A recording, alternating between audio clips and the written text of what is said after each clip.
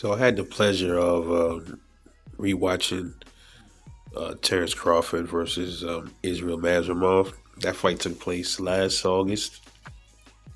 Um, this was Terrence Crawford's first fight at 154 pounds, and a lot of people say that he struggled in that fight. And overall, people say Terrence Crawford has struggled in many fights in his past. They say he struggled with Yoriokas Gamboa, he struggled with Kavalaskis. I don't look at it as struggling. A lot of people might look at it like that. I look at it as adjusting. Yeah, he questionably got dropped by Madrimov. I mean, by Kavalaskis.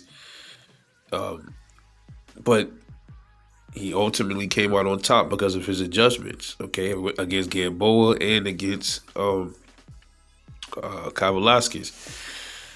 And the same thing with Madrimov. His power didn't really show, man. Bro, he's getting in the division number one. I don't even think it was his power. His power was still there. I just think he was a little bit rusty because Terrence Crawford, before that Madrimov fight, his last fight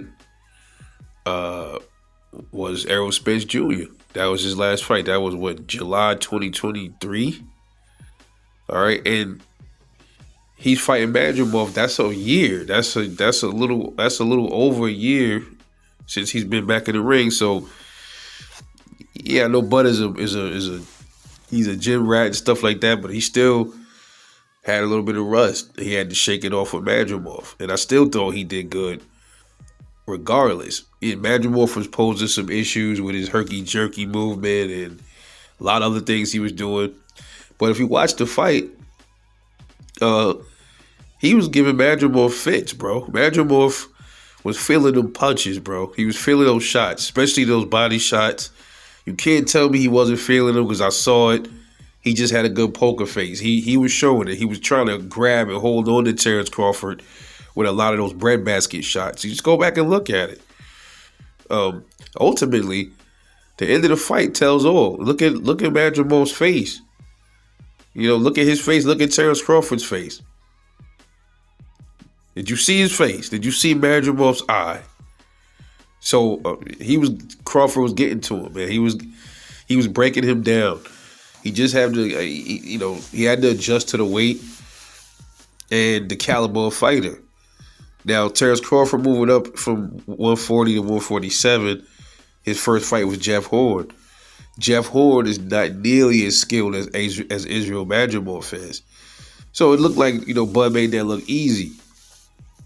But he had to adjust to Israel Madrimov because Madrimov rose to the occasion. He's a great fighter. He's a higher caliber of a fighter than a Jeff Horn. And Terrence Crawford still was doing his thing in that ring.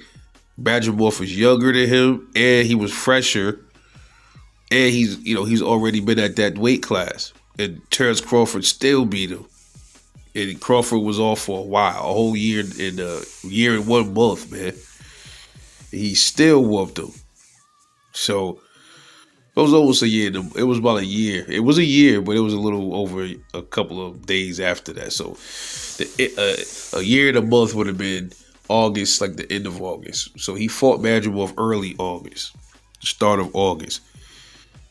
So when people discount Terrence Crawford, when they about the Madrimov fight, there's channels that think that Terrence Crawford lost that fight to Madrimov, and I said in my reaction video after that fight, I said, what fight were they watching?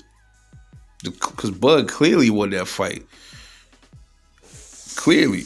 Another thing is that I did notice about Terrence Crawford. I heard other people say this too, but it was very evident in that fight. He definitely is susceptible to straight rights for sure, because Madrimov was catching him quite a bit with those straight rights. Now, I don't know if he couldn't adjust to it or he was allowing himself to use. He was welcoming those shots. I don't know, you know what I'm saying, but he was definitely feeling those shots, and he definitely was getting caught quite a bit with that straight right.